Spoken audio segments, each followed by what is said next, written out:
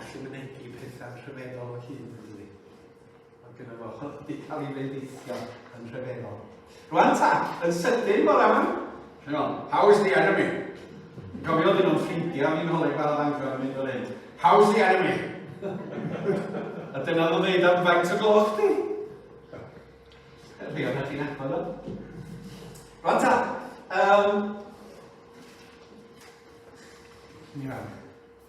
nes i sôn bore dy sy'n dwytha am byw yn ngholeuni'r atgyfodiad. A wedyn yr is-benna wedi hwnnw oedd amser i gredu. Ac i'ch atgoffa chi, yn hanes yr atgyfodiad, da ni gweld fod y digwyddiad penodol hwnnw wedi herio pobl i gredu yn Iesu Grist. Ac mewn ffordd fod o'n sialens, oedd unai yn deitha chi i gredu neu peidio credu yn Iesu Grist. Ac ar ôl yr atgyfodiad, mae yna nifer o frawddegau yn yr Efengyla yn dweud, ac ni chredasant. A mi ddisgyblion, ddaru nhw ddim credu i ddechrau fod yr Iesu wedi atgyfodi. Oherwydd mae atgyfodiad corfforol yr arglwydd Iesu yn gwneud Iesu Grist yn unigryw fel Duw ac fel Mab Duw. I fod o yn hanesyddol llythrenol, wedi marw ar y groes dros pechodan anifeiliaid ni, ac yna, ar y trydydd dydd, fod o wedi dod yn ôl yn fyw. A bod hynny'n arwyddo buddugoliaeth dros farwolaeth, bod hynny yn arwyddo bod gwaith Iesu Grist drwy fywyd perffaith a'i atgyfodiad wedi gyflawni, a fod gobaith i ddynolryw drwy ni gredu yn yr arglwydd Iesu Grist. Oedd o'n her i'r disgyblion cyntaf, oedd o'n her i Thomas yn yr uwch ystafell, ni chreda fi byth un wythnos, ail wythnos, plygu fy arglwydd am Dduw. A mae'n herio ni, da chi'n credu yn Iesu Grist. Da chi'n rhoi ffydd yn atgyfodiad yr arglwydd Iesu Grist heddiw yma. Ac wrth gwrs mae'n herio y gymuned a'r gymdeithas a'r genedl da ni'n byw yn ddo. A da ni'n cyhoeddi mae Iesu Grist yn fyw. Da chi'n barod i roi eich ffydd yn ddo. Iesu y concwerwr tragwyddol, yr un heddiw sydd yn teyrnasu ar law dde Duw ac a ddaw eto yn ôl. Ond byw yn ngholeuni'r atgyfodiad, mae wedi atgyfodi, mae'r goleuni o'r digwyddiad hwnnw'n llewyrchu ar y bywydau ac ar y calonna ni bob dydd. Wythnos dwytha amser i gredu ac annog pobl i ffydd. Ond yr is-bennawd heddiw yma ydy amser i ddeall. Rwan ar ôl i'r Iesu atgyfodi, mi oedd yna gyfnod lle doedd y disgyblion ddim yn deall yn union beth oedd wedi digwydd. Ond maen dod i gredu ynddo fo, ac am 40 diwrnod fe arhosodd Iesu ar y ddaear. A swn i wedi hoffi bod yn rhan o'r sgyrsiau a'r cyfarfodydd ddigwyddodd bryd hynny. Pan oedd y disgyblion yn gallu holi Iesu Grist. Be oedd ti feddwl wrth ddeud hynny? Beth ddylwn ni wneud yn y fan yma? Beth yw'r dyfodol? Beth oedd y proffwydi yn ddeud? Ac ar ôl credu, mi oedd amser i ddeall mwy a mwy pwy oedd Iesu Grist, beth oedd gwaith Iesu Grist. Weithiau, da ni'n meddwl bod pobl drwy ryw hyd a lledrith yn mynd i wybod bob dim os ydyn nhw'n dweud, o dwi'n credu Iesu Grist. Nid felly mae'n gweithio. Dyma pam bod Iesu wedi dweud, gwnewch ddisgyblion o bobl. Da ni'n annog pobl i gredu, ond maen nhw wedyn yn disgyblion. A mae disgyblion o ran natur yn bobl sydd yn dysgu. Ac fel disgyblion i Iesu Grist, da ni'n dysgu am yr Iesu. Am eiriau'r Iesu, dysgidiaeth yr Iesu, bywyd yr Iesu, marwolaeth atgyfodiad yr Iesu, a ddewidion yr arglwydd Iesu. Mi oedden nhw mewn penbleth ar ôl yr atgyfodiad i raddau, oedden. Ond yna, mi oedd amser yn dod i ddeall mwy. Da ni byth yn deall y gwbl. Di'r darna i gyd byth yn disgyn i'w lle ar y ddeall yma. Da ni'n bobl amherffaith, da ni byw ymhlith pobl sydd yn amherffaith. Ond mae Duw drwy y gair a'r ysbryd yn rhoi amser i ni ddeall dipyn bach mwy bob dydd. Dipyn bach mwy bob mis. Dipyn bach mwy bob blwyddyn. Fel y bod ni yn dod i garu yr arglwydd yn well, yn dod i ddeall mwy am yr arglwydd Iesu ac am yr ysbryd glân. A beth sy'n digwydd yn y cyfnod yma, a mae o'n ymestyn i'r Pentecost, ac ar ôl y Pentecost, ar ôl i'r ysbryd glân ddod, mae'r broses yma o ddeall a dysgu yn parhau. Beth sy'n digwydd efo'r disgyblion ydy, yn gyntaf, bod nhw'n treulio amser efo Iesu. Bod nhw'n treulio amser efo nhw. Yn ail, maen nhw treulio amser gyda'i gilydd fel disgyblion i Iesu Grist. A trydydd peth ydy i bod nhw wedi bod yn agored i waith yr ysbryd glân ar y Pentecost. Gawn ni sôn mwy am yr ysbryd glân mis Mehefin ar ôl y Pentecost. Ac wrth iddyn nhw wneud hyn, mi oedden nhw'n dod i ddeall mwy am ystyr, bywyd marwolaeth ac atgyfodiad yr arglwydd Iesu. Ac wrth i hyn ddigwydd, mi oedden nhw'i hunan yn cael ei newid i fod yn fwy tebyg i Iesu, yn fod yn rhan o gorff Iesu Grist ar y ddaear yma. A mae hyn yn wir hefyd amdana ni. Oedd y Cristnogion yn y ganrif gyntaf ar nhw'n newid y byd. Dwi'n dweud ar chi ar eto. Ta waith, nhw'n i atgyd ar y munud. Darllen y gair yn hanfodol mewn gwasanaeth Cristnogol. Wyt ti wedi dangos, wyt ti wedi mynd mlaen i'r pligath tydyr, ac i'r trydydd slide. Twn, yno, a twn. Os da chi eisiau, mae Tom Holland i sgwennu'r llyfr yma, Dominion, a mae'n gyfrol ysgubol. Di Tom Holland ddim yn Gristion. Mae o yn hanesydd ardderchog sydd wedi cyhoeddi'r llyfr yma, ac mae'n un o'r llyfrau yna dwi wedi darllen, na i ddim anghofio mod i wedi darllen o. How the Christian Revolution Remade the World. Bod dylanwad Cristnogaeth yn fwy nac y gallwn ni ddychmygu ar y byd yma. A mae'n mynd trwy, da chi'n bod, y diwylliannau, rhifeinig a'i ffordd o ymddwyn ac ymateb i bethau. Dyma Cristnogaeth yn dod, dyma Cristnogion yn tystio Iesu Grist, a dyma agweddau cymdeithas yn cael newid yn syfrdanol. Ac os dwi'n cymeradwyo llyfr arall y bore yma, ar ôl y llyfr yn y stori cychwynnol, mae hwn yn lyfr ardderchog i'w darllen. Mae braidd yn hir, ond mae werth i darllen o yn y diwedd. Ac fel oedd y disgyblion wedi gwneud tri pheth, mae angen i ni wneud y tri pheth yna hefyd. Treulio amser efo Iesu Grist. Bod yn ymwybodol o'i bresenoldeb efo ni yn y bywyd o ddydd i ddydd. Treulio amser yn edrych ar eiriau Iesu Grist, eiriau Duw yn y Beibl. Mae'n o'n bwysig. Siarad efo Iesu. Yn gyson, gweddio hynny. Dod â fo mewn i'n gweithgaredd dyddiol o ddydd i ddydd. Treulio amser efo pobl Iesu Grist yn y hanfodol. Oherwydd mae'n gymdeithas wahanol i bob gymdeithas arall da ni yn rhan ohoni hi. Corff Crist yda ni. Duw sydd wedi galw ni at yn gilydd i fodoli ac i dystio i'r cariad mwyaf mawr erioed a glywyd sôn. A'r trydydd beth, bod yn agored i'r ysbryd glân. Treulio amser efo Iesu, treulio amser efo cyd Gristnogion, bod yn agored i'r ysbryd. Nath fi cybrynu llyfr coginio i fi ryw dro, Indian Food.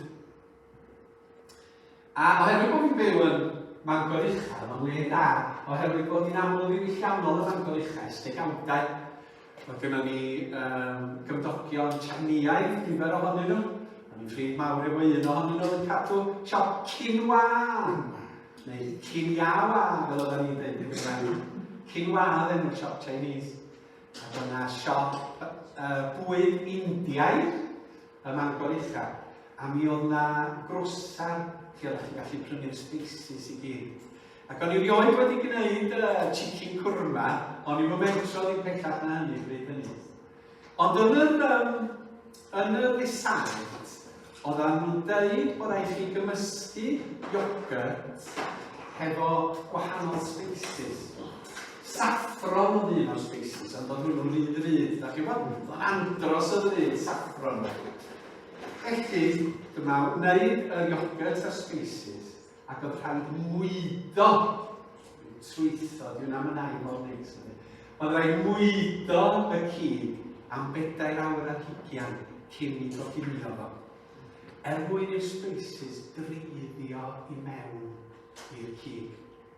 Wrth I ni, droi at y Iesu, wrth I ni gymdeithasu fel Cristnogion, wrth I ni fod yn agored i'r ysbryd glân, da ni'n cael mwydo ar newyddion da.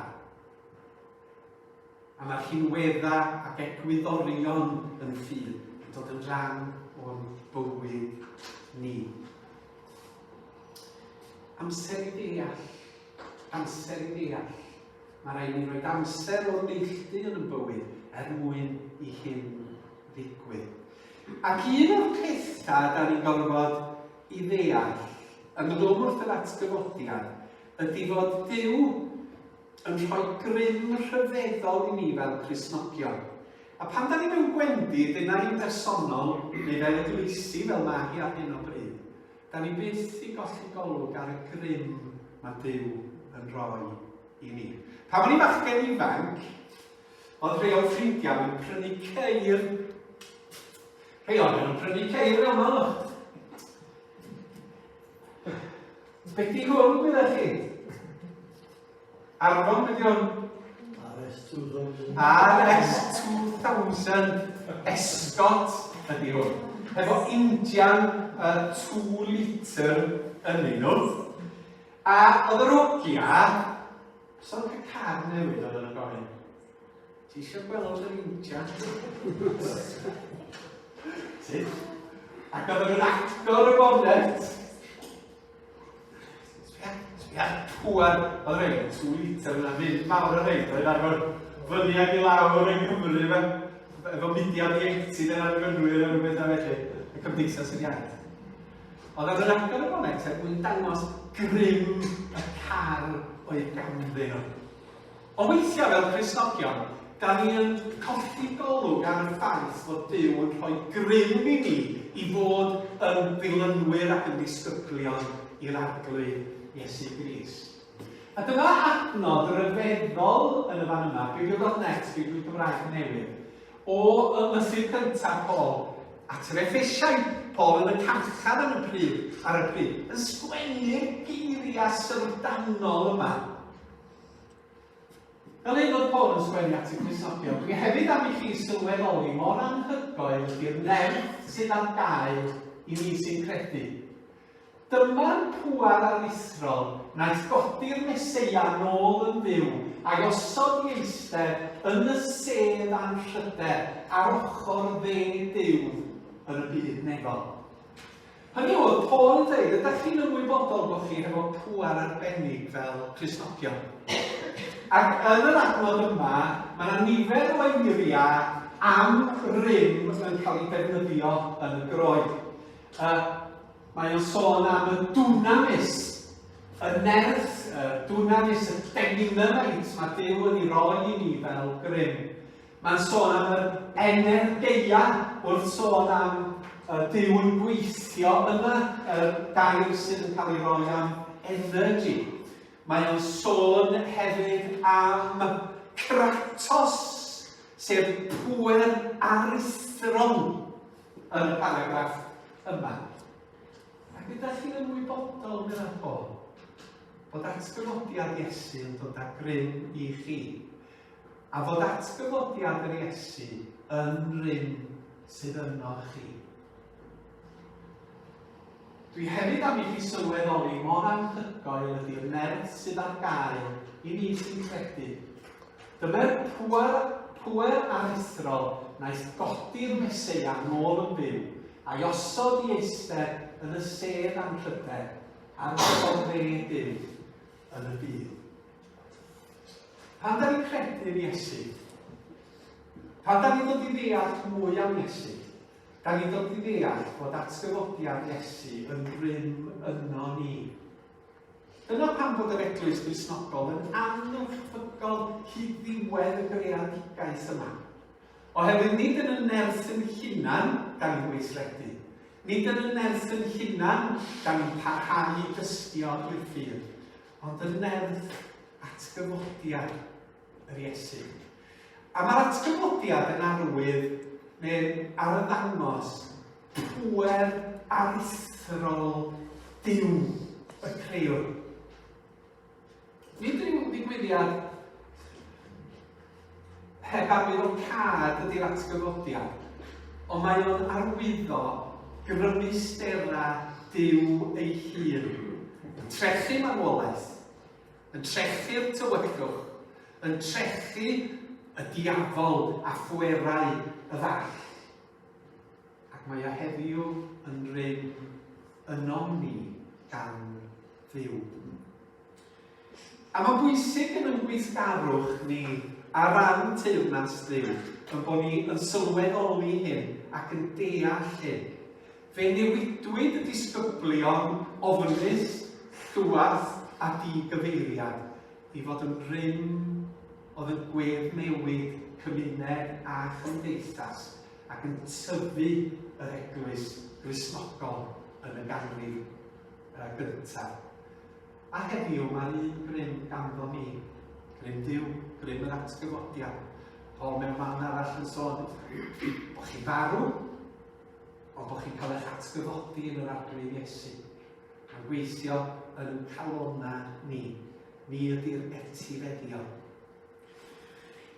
Mae'r amser yn ymhudro fi, dyfyniad i gloi gan Tim Wright yn un o'i gyfrola ar yr atgyfodiad yn y fan yma. A mae o'n sôn, dwi jyst i codi paragraff. Mae'r atgyfodiad yn bersonol ac yn ysbrydol. Mae'r atgyfodiad hefyd yn faterol ac yn dragwyddol. Diolch jyst yn rhywbeth ysbrydol, mae o'n. Mae o'n ymwneud hefyd ar materol, ar bryd, ar greadigaeth.